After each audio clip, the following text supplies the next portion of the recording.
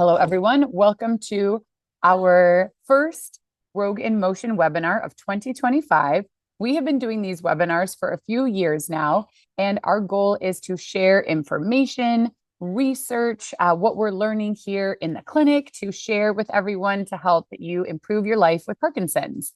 And so today is the first we're going to do a series this year. So each one they're kind of all linked and connected to each other.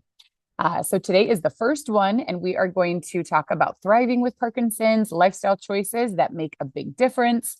My name is Claire McLean. I'm a physical therapist, and I am the owner of Rogue Physical Therapy and Wellness. And also, part of our program is Rogue in Motion, which is an online wellness program. So we are taking everything that we learn, working with people in person and taking that online and working with people around the country and the world who may not have access to classes and programs in their area, or maybe they work with us and do classes in addition to the classes and programs in their area. There's lots of ways that it can work. So just to tell you a little bit about me, I'm a doctor of physical therapy. So basically a physical therapist, but I have my doctorate. I went to the University of Southern California, which that matters because they have a really good physical therapy program. And they were one of the first universities that was doing research looking at how exercise impacted people who had Parkinson's and showing that high intensity exercise actually had the potential to slow Parkinson's progression over time and not only change the body, which is important, but also to make positive changes for the brain. Let's see. I have been specializing and working with people who have Parkinson's for almost 20 years now since I graduated. I started working with people with Parkinson's soon after graduation. I was working on a research project through USC, and I was working in their faculty practice. And so we got a lot of referrals from the movement disorders neurologists there. I started implementing what the research said.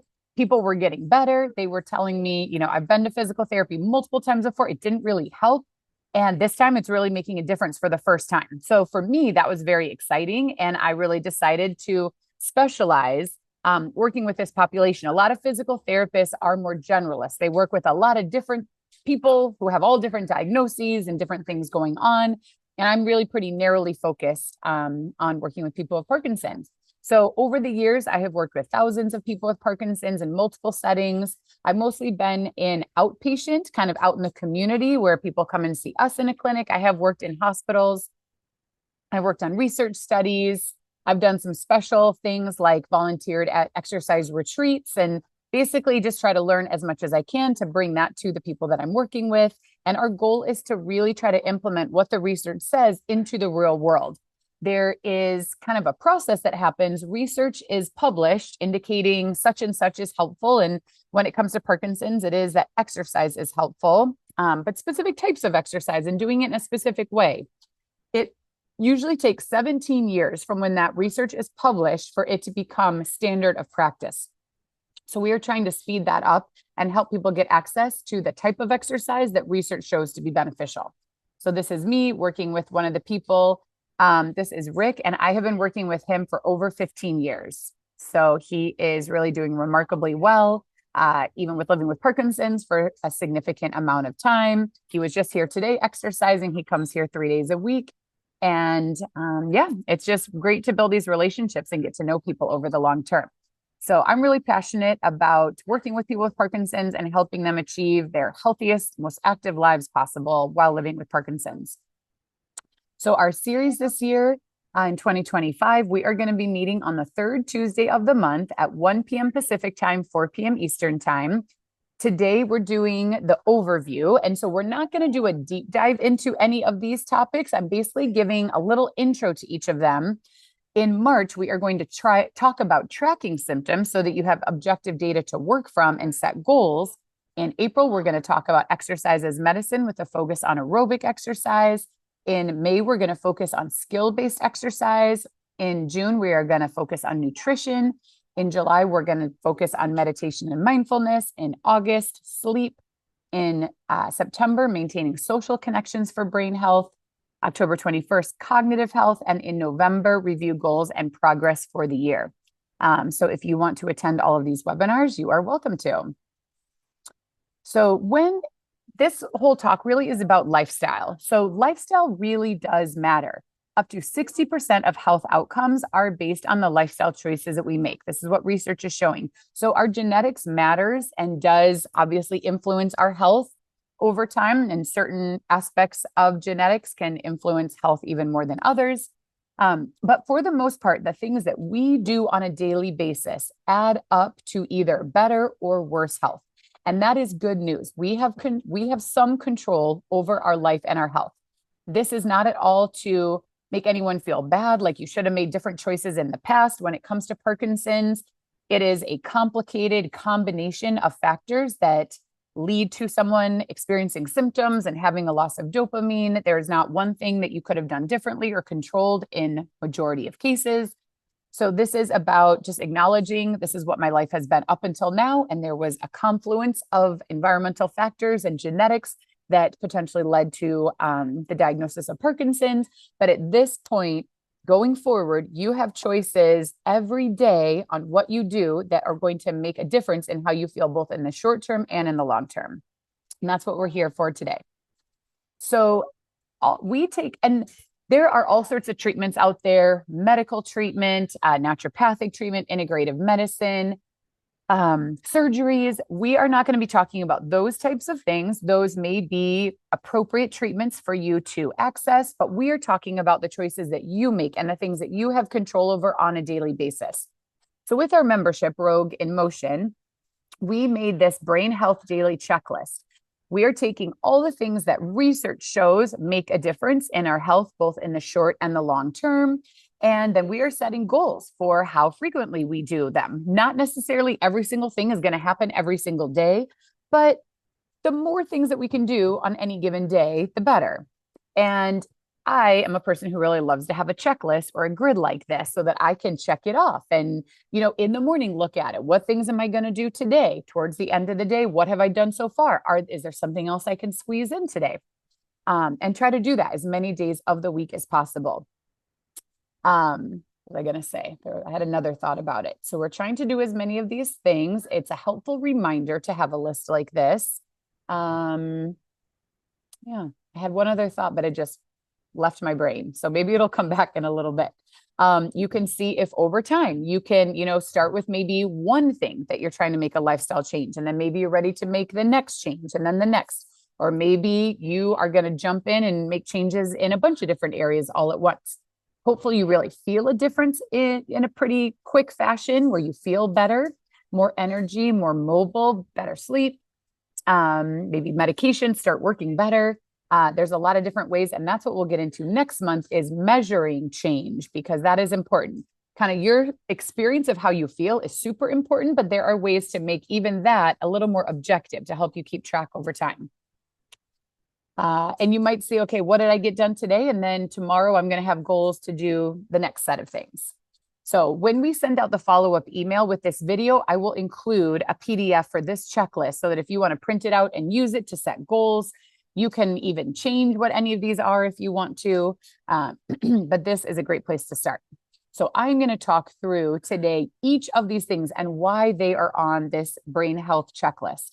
So we are talking about doing some aerobic exercise, skilled exercise, getting good sleep, ideally between 7 and 9 hours, drinking water and making sure that we are hydrated makes a huge difference for how we feel and our health. Eating a good amount of fruits, veggies, nuts, seeds, whole grains. This is the brain food. It comes with antioxidants and fiber and all these healthy nutrients that are going to help our brain function better and also help our digestive system work better. Brain training. This is an area that's a little bit controversial in terms of the research of how much does brain training make a difference. So when I recommend brain training, I am recommending a specific program because they actually do research. There are tons of apps that will pop up on your phone and say, we'll make your brain younger. They're making all sorts of promises. That is marketing. And in most cases, it is not based on research. We really want to find what does the research support and say, and we want to follow through and do those things. So I'm going to talk about Brain HQ. In today's talk, I'm basically just going to touch on each of these. And then in subsequent calls, we're going to do a deeper dive into each of the topics. Guided meditation is also something that's really wonderful to do to reduce stress, reduce pain, help you feel and do better. Staying connected with family and friends is super important. There's so much information now and research showing that our social lives are very important for both our physical and our mental and emotional health. Doing some things that are fun. It might just feel like doing all of this is a full-time job. I got to go to bed early and wake up, and I got to drink water all day. I got to think about it. I got to exercise. It takes, I'm trying to make some food from scratch. We have many people who say it feels like having Parkinson's is a full-time job. And I understand that making these lifestyle changes takes a lot of effort and is a big deal. And it may be very different than how you've been living your life up until this time. But the truth is, every single one of these things is beneficial, even if you don't have Parkinson's. And these are the types of wellness activities that every human should be incorporating into their daily routine. These are the exact types of things that I pay attention to for my health and wellness as well. So yes, it is even more important to follow through and do as many of these things as possible when you have Parkinson's. But even if you don't, or if your spouse doesn't, and even if you didn't have Parkinson's, these would be beneficial things for you to do. So I think it's important. How we frame things is really important. Don't think about it like, oh my God, I got to do so much stuff because of Parkinson's. Think of it as it is important for my health to do these things. And I am going to feel an even bigger difference because I have Parkinson's. And there is something that each of these things on a daily basis, getting better sleep, is probably going to help your Parkinson's be less significant the next day, minimize symptoms. Exercise is going to help you in the moment and in the long term. So try to shift your focus and your frame of mind of how you're thinking about these things, because that makes a big difference too. If you feel like, oh my gosh, I have to do these things and I don't want to, and it's all because of this Parkinson's, it's not going to work as well as if you can frame it in a way that makes you want to do it and supports you and makes you feel good about what you're doing. So having some fun, relaxation, resting, playing, laughing, what helps you do that? Does watching a funny show, listening to a book, reading comics, watching an actual stand-up comedian, what are the things that help you enjoy your time and have laughter and joy? You want to seek those things out because that is related to your dopamine production. Shared something I'm grateful for. It can be simple. I'm grateful I have this checklist to remind me of the things I want to do for the day. Grateful for family and friends, grateful for your health up until now, grateful for the opportunity to do things that influence your health. There are some diagnoses out there that once you're diagnosed, you don't have as much control. With heart disease, people have a heart attack and sometimes they die. Not to get morbid or anything, but sometimes they never get the opportunity to make lifestyle changes to have an impact on that health condition. And that's the thing about Parkinson's, is you have that opportunity. So let's try to focus on the positives as much as possible. I also am not at all here about toxic positivity, which is saying like everything's fine and everything's good, even when it's not. We are going to be upfront and honest. Parkinson's is a big deal. It is not easy. It's a significant diagnosis and impacts your life. But despite that, you have the ability to make changes and improve your health. So starting with the aerobic exercise, this is the type of exercise that has the most research to show the potential that exercise can actually slow Parkinson's progression. That is not a proven fact at this time because research takes a long time to do. It's very expensive. The research studies have to be organized in a very specific way to be able to answer that question. Does exercise slow progression of Parkinson's? Many, many studies. Hundreds of studies have been done. They are pretty consistently positive in improving symptoms, improving balance, reducing stiffness, improving movement speed. There's all sorts of things that can get better with exercise, but that does not equate to slowing Parkinson's progression necessarily. So there's a study that is happening right now called SPARKS-3 that is actually organized and powered in a way that if they're able to prove their hypothesis, it will be the first study that actually shows Parkinson's or exercise slows Parkinson's progression. So that study is happening right now. Can't wait for the results to come out.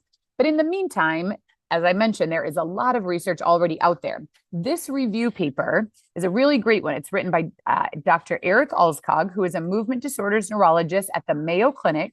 And he wrote this review, Aerobic Exercise Evidence for a Direct Brain Effect to Slow Parkinson's Disease Progression.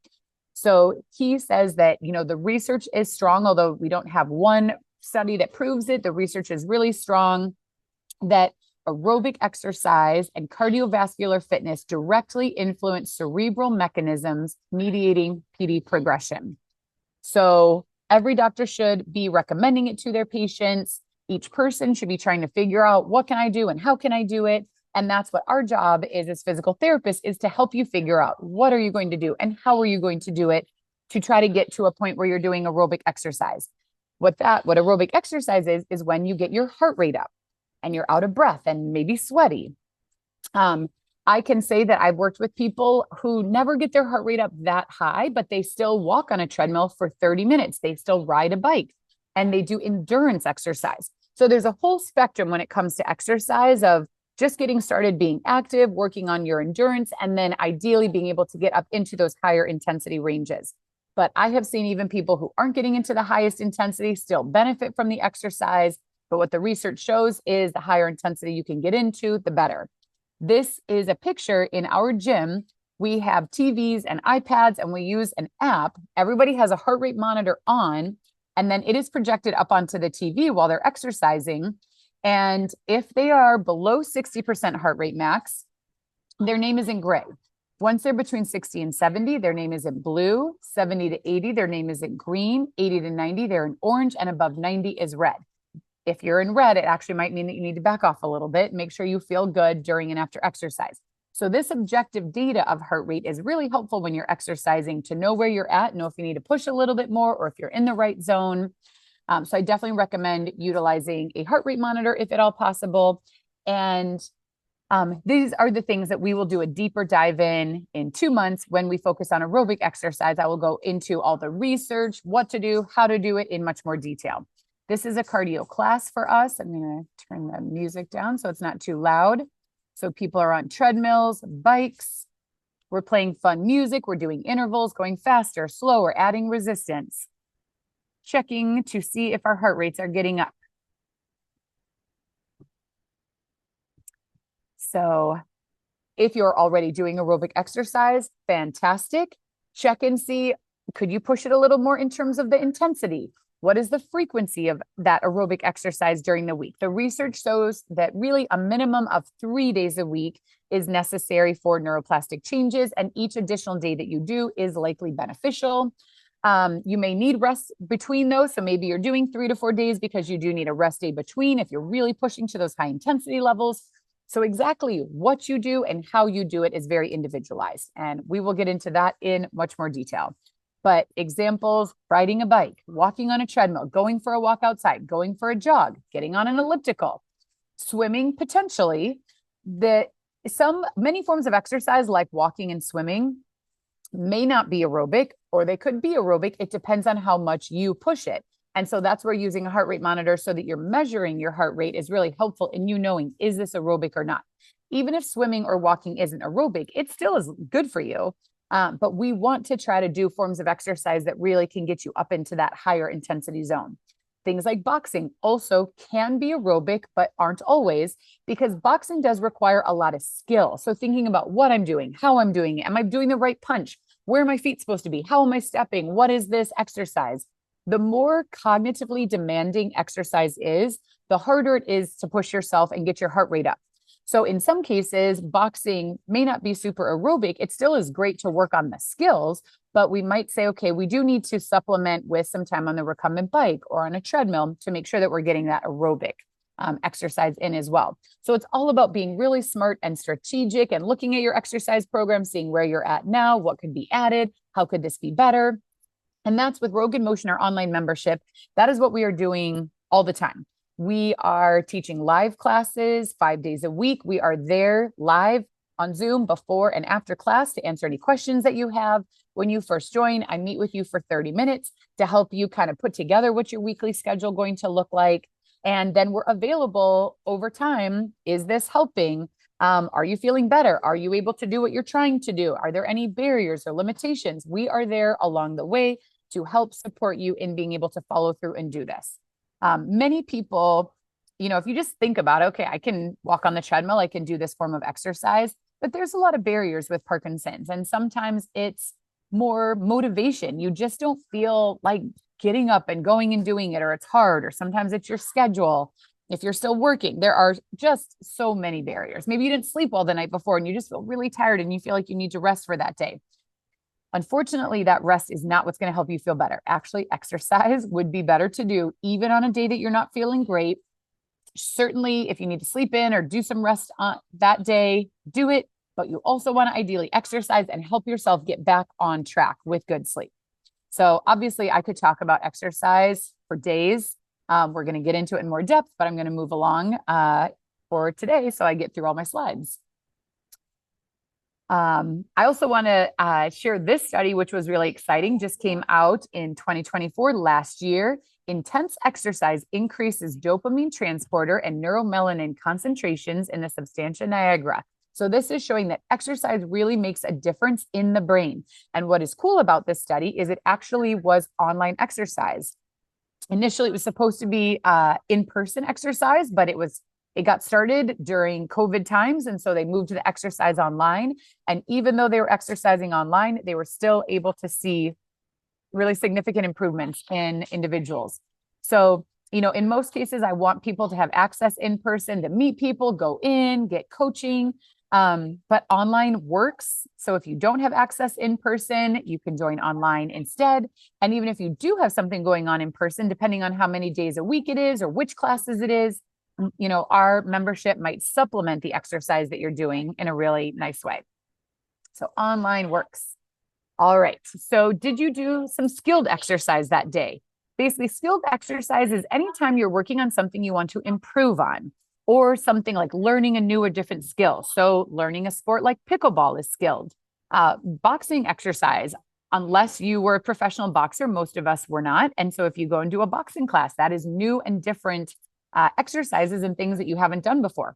If you're working on your walking and stability or agility or balance or moving big, there are so many things you can do. Most exercise is kind of a combination of aerobic and skilled, but something like Tai Chi is very skilled and doesn't tend to be very aerobic. So Tai Chi, working on balance and movement patterns and weight shifting, highly skilled, not very aerobic.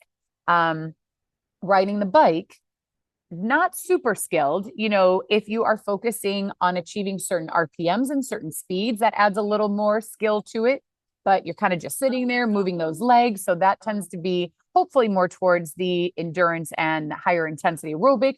But to get your heart rate up riding a bike, you typically have to push it. You have to go fast. You've got to add resistance.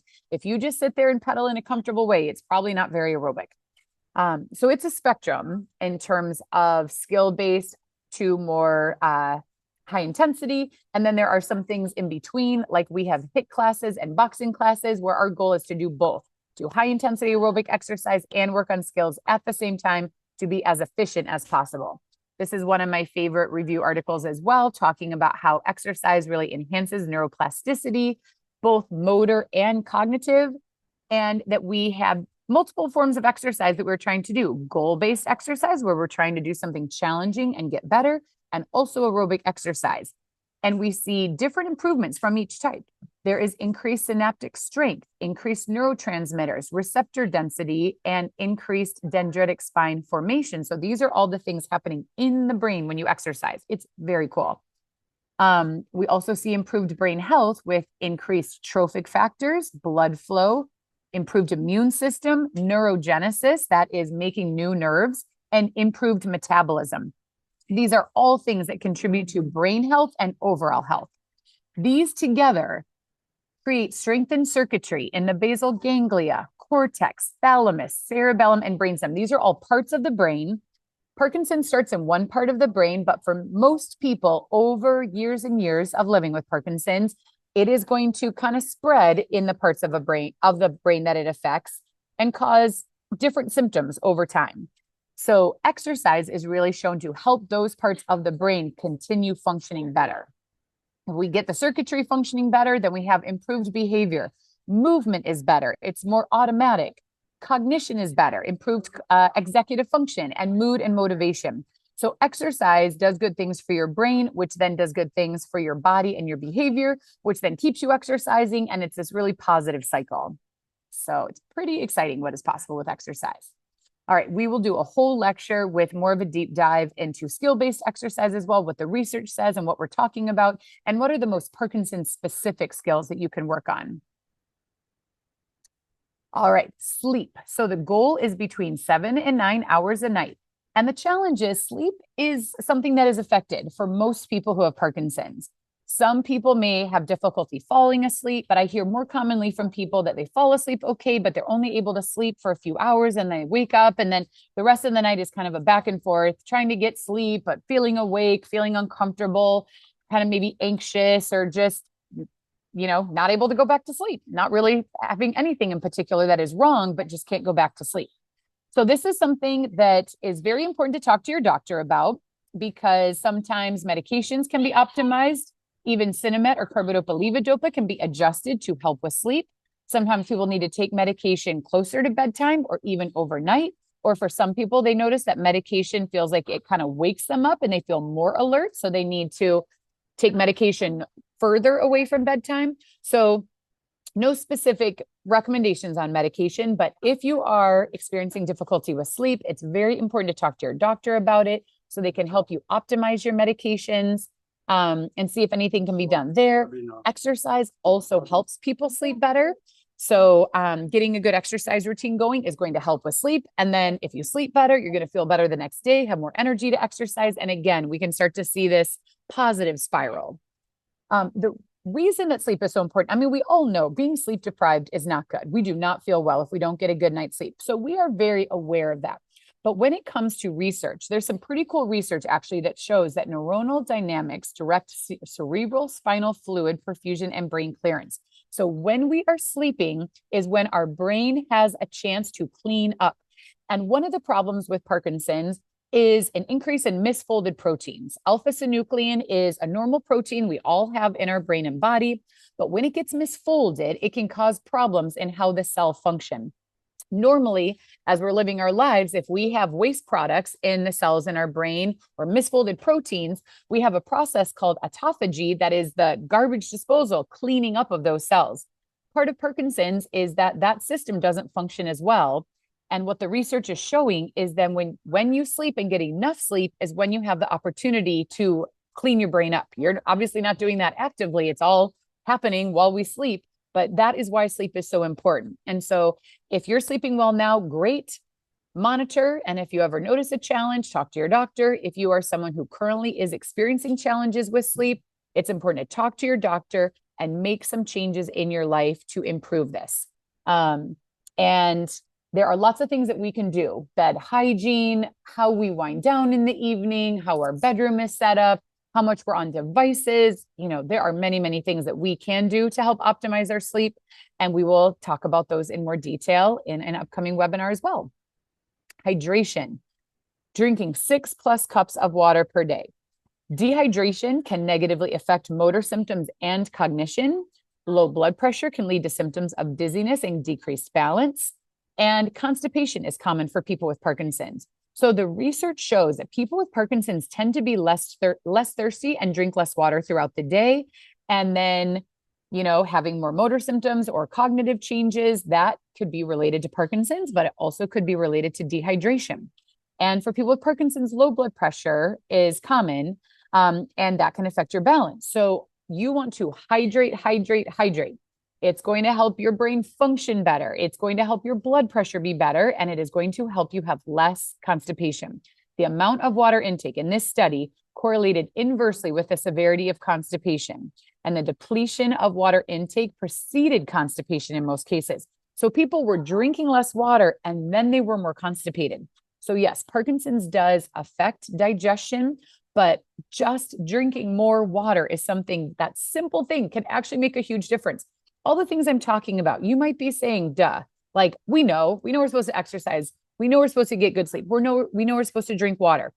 Knowing and doing are two very different things. Many of us know these things and we don't actually do these things.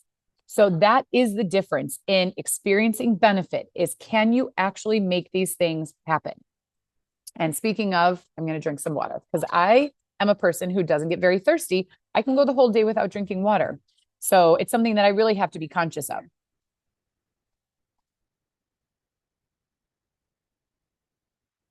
So simple things, just saying, okay, I'm going to make sure to drink a whole cup of water with each meal and then 3 in between.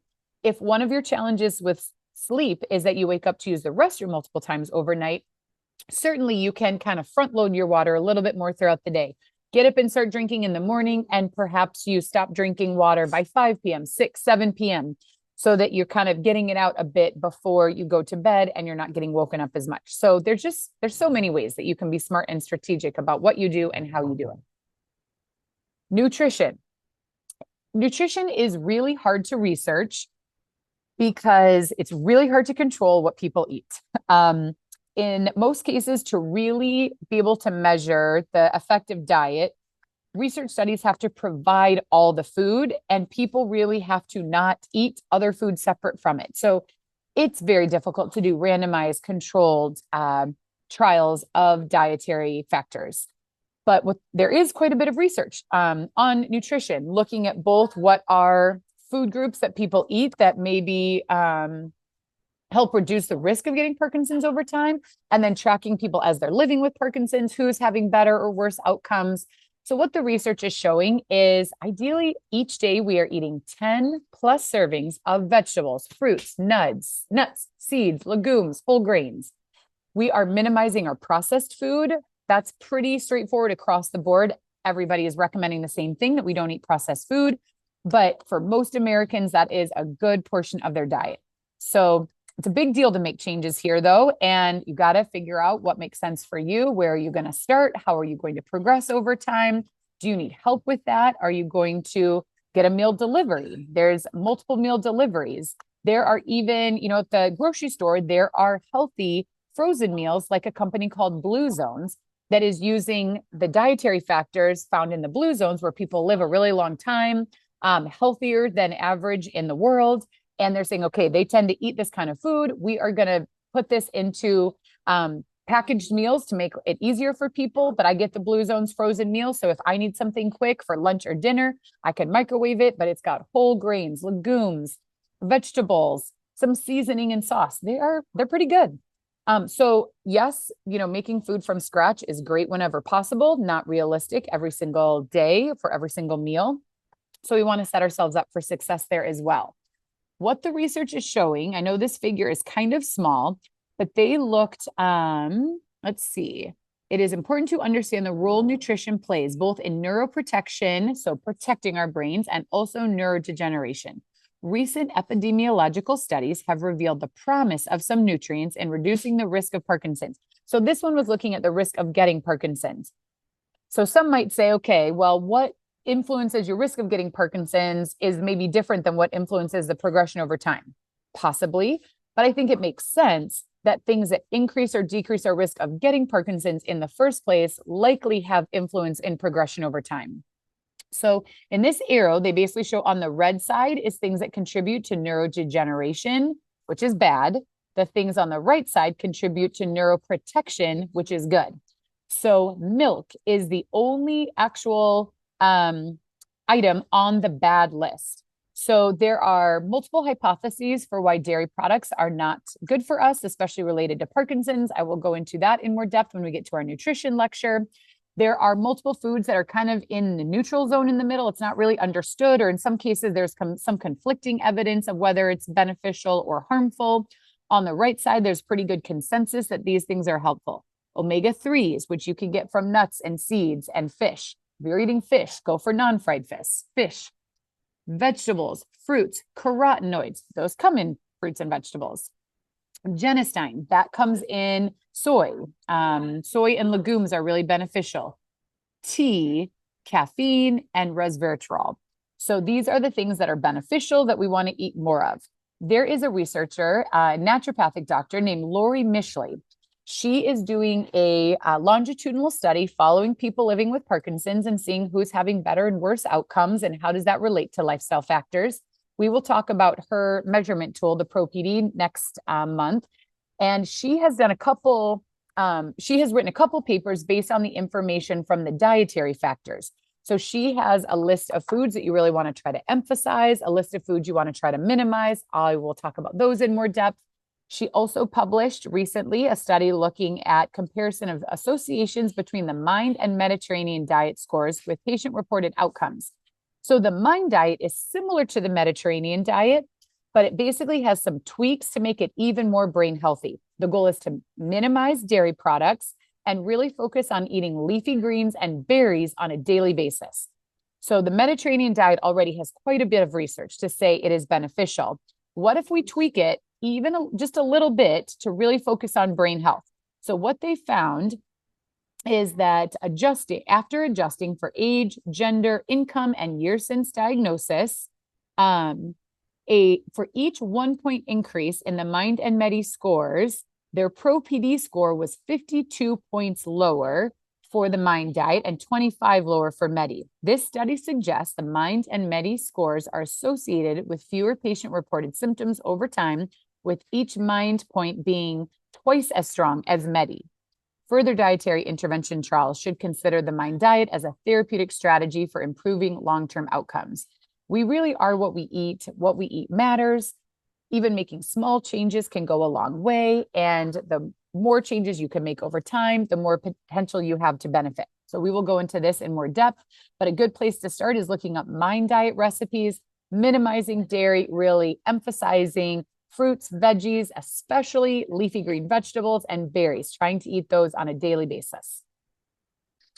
Train the brain. So I mentioned when it comes to cognitive training, there's a lot of controversy out there. Does it work? Are you just training and you're going to get better at the game that you're playing, or does it translate to real life? So that's why if I recommend brain training, I am recommending brainhq.com specifically because they do a lot of research. Brain training that works. They have over 100 published research studies. We will go in more depth on this topic as well.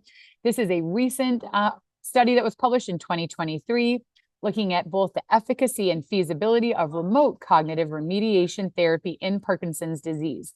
And what they found is, so they basically had the group of people who were doing the Brain HQ and then a control group. They were recruited from a Rock Steady boxing program, so they were already exercising, which is great. The intervention group attended the online cognitive rehabilitation training sessions for 1 hour twice a week for 10 weeks. The results, so the people who participated benefited. The control group saw a decline in their overall cognitive performance and a statistically significant decrease in delayed memory and self-reported cognition. However, the intervention group did not experience that negative change in their cognition over time. They enjoyed the sessions and they attested to improvements in their daily life. So this is showing that even this type of exercise online can be beneficial specifically for people with Parkinson's, and they have even more research on their website as well. But again, today I'm just trying to give a little snippet. But this is something you could try. Log into brainhq.com. They do have a free version that you can use. I do recommend subscribing for full access. I believe it's like $90 for the whole year to have access, and you can train your brain specifically with research-based exercises. And I am not affiliated with Brain HQ in any way. I'm just sharing what I really think works and what the research shows works, so that you don't have to get bogged down with all sorts of different, what about this app? What about that? You know, anything that you like doing that is cognitively stimulating is a great idea. But if you want to do something that is research-based to help your cognition over time, this is what I would recommend. Guided meditation or mindfulness. So mindfulness-based intervention in Parkinson's led to structural brain changes on MRI. This was a randomized controlled longitudinal study.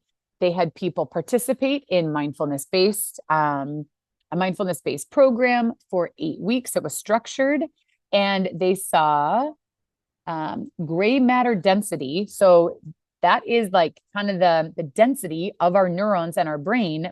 Higher density is a good thing. So they saw increased gray matter density in the group that did mindfulness compared to the control group in the region of interest, which was the right amygdala, which has to do with our emotion system and kind of our emotional regulation. and bilaterally in the hippocampus. That has to do with memory. Whole brain analysis showed increased gray matter density in the left and right caudate nucleus, the left occipital lobe, in the lingual gyrus and cuneus, the left thalamus, and bilaterally in the temporal parietal junction. So basically, meditation helped people's brains. So it's not just something that's good to think about and do because it reduces stress. It may actually change our brain. So that is pretty cool. Guided meditation is another one. If that's the first thing you wanted to start with, you could start using an app like Insight Timer is my favorite one. It's free. You can go on, you can say, this is how long I want to do a guided meditation for. And I really like the ones where there's a little bit of music and then someone is talking and they guide you through relaxation or breathing or doing a body scan. It can be 5 minutes, 10 minutes, 30 minutes. So you have a lot of control over what you do and how much time you spend doing it. But this is also something that's really great to incorporate into your program.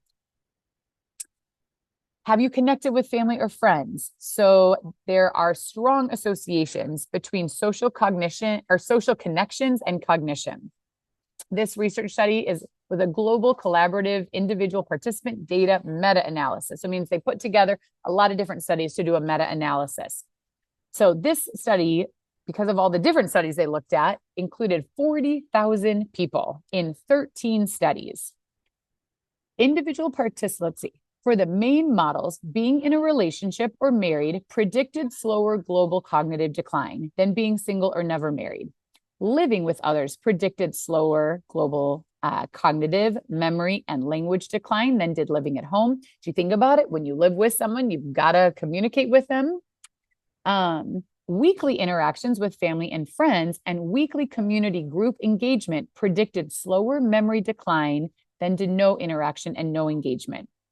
So basically, if you live with someone, great, stay connected with them. But even if you live alone, having some connection, even on a weekly basis where you're going out to lunch, getting together with friends, exercising with them, going over and helping your friend out with something at their house, it is something that you want to keep doing. And the common thing that happens for people with Parkinson's is they start to withdraw from their life. You may just not have the energy. You may feel a bit uncomfortable. There's all different reasons why this might happen. But knowing how important those social connections are to stimulate your brain and keep you going and improve your cognition, it's something that is really worth pushing yourself to stay active and engaged.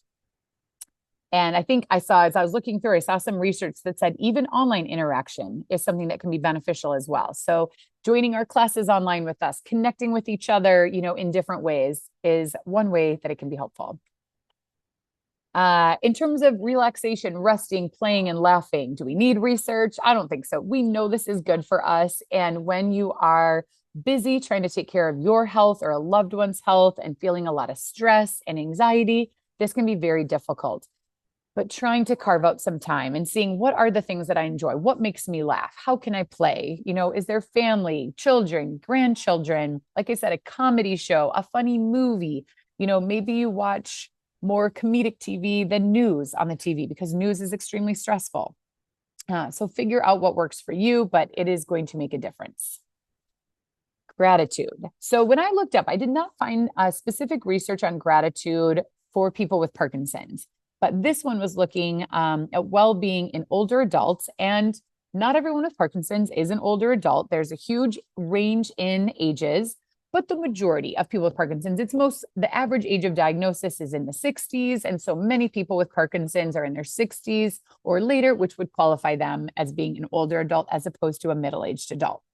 The intervention produced significant differences in eudaimonic well-being as measured by flourishing from baseline to day 15 that was maintained at day 45. Significant increases in flourishing were evident from baseline to day 45. There was decreases in perceived stress from day 1 to 15 that was not maintained once the intervention ended. So in many cases, we need to keep up with things to keep benefiting from it. And this study, what they were looking at was a gratitude diary. So they found that to be a cost-effective method of producing beneficial improvements in well-being for older adults. So you can have a gratitude whiteboard. Each day you're going to write one thing that you're grateful for. You can write it on a piece of paper and put it in a jar and look at it at the end of the year. You can have a gratitude buddy where each day you're going to text or say something to each other that you're grateful for. And you can start small. It can be, I'm grateful I woke up this morning. I'm grateful that I have food on the table, or it can be bigger than that. There's some people that get to the point where they even say, I'm grateful for this diagnosis of Parkinson's because now I'm really focused on my health. I actually feel better now than I did before my diagnosis. I've met all these great people. I'm doing good things for myself. And, in a shocking turn of events, sometimes people can actually have a positive experience living with Parkinson's.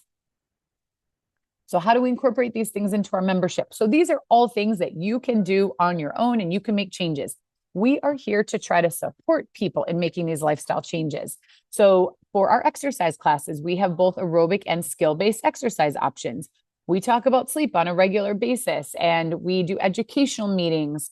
The exercise helps with better sleep. If someone says, I'm really having trouble sleep, we have a chance to have a conversation about it. And let's hear what it is that's a problem and make sure that you talk to your doctor the next time you see them. But we really focus on it. And we help encourage people. If you didn't have a great night's sleep, wake up, show up to class, exercise. That's going to help you have more energy today. And you're going to sleep better tonight if you keep up with the exercise. Focus on hydration in classes. When it comes to nutrition, we have a cooking class once a week where we are making plant-based recipes. So we're incorporating more fruits and vegetables and legumes and whole grains and nuts and seeds and all the good things. Support in utilizing Brain HQ. So that's really something that is separate from us. But if you have questions about using it, if there's anything we can do to help, we are happy to do so.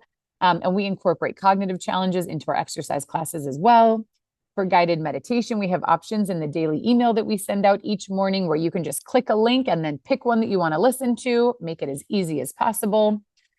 We provide connection through our live online classes and our monthly membership meeting and different opportunities to come together and chat. We focus on gratitude and things that we can have an impact on and really trying to adjust our framing to support ourselves in being as positive and grateful and truthful as we possibly can be. So if you are at all interested, our website is rogueinmotion.com. This is what the main page looks like. If you want to join, you would click start a free trial on the upper right or here, enter your email information. And our membership always comes with a 7-day free trial. But since you joined the webinar today, if you are interested, we have a code that will give you a full month for free as well. So you can you'll have the 7 days and then a month also. This is our live online class schedule. So we have cardio classes using equipment like treadmills and bikes. If you don't have a piece of equipment, that is totally fine. Most of our classes do not use equipment, but we have enough people who do have a piece of equipment at home that we do those classes. It's kind of like Peloton. And we work on the Parkinson specific exercise. We incorporate the research into what we're doing and how we do it. We have power moves, which is a form of amplitude training. High intensity interval training, boxing classes. You do not have to have boxing classes. Boxing classes are different if you're doing them in person at a gym with a lot of boxing equipment versus at home. But boxing is still a great form of exercise to do at home, even without all the equipment. We have a functional strength training class. We have our membership meeting, a cooking class, and we also have 2 speech classes per week with a speech therapist. And those are super popular. Speech is something that can be impacted by Parkinson's, and that class gives you the opportunity to work on vocalizing, being loud and clear and communicating well, strengthening your breathing, your swallowing, your facial expressions, the things that can be impacted by Parkinson's. So that class is very popular. All of these classes we have live, and then we record them and we upload them to a video library. So if joining us live, isn't what works for you, if these time frames don't work, then you can go into the video library and do the same classes anytime you want. So if you're working and you want to exercise really early before work or afterwards or on the weekends or at your lunch break, we make it as easy as possible to do really good exercise. And all of this is uploaded into video library and available anytime for you. So consider joining us. If you want to join after this webinar, you can use the code FREEMONTH. You'll get a free month. And that's in addition to the 7-day free trial. If you have any questions, you can let me know. So that wraps it up for today, but we will be doing a webinar on a monthly basis, and we'll be going more in depth into each of the topics that I brought up today. So for anyone who's watching a recording, if you have questions, go ahead and email at claire@roguept.com. That email will come to me. I'm happy to answer any questions that you have. I'm going to stop the recording. And then if anybody who is here with us live has any questions, I'll be happy to answer those.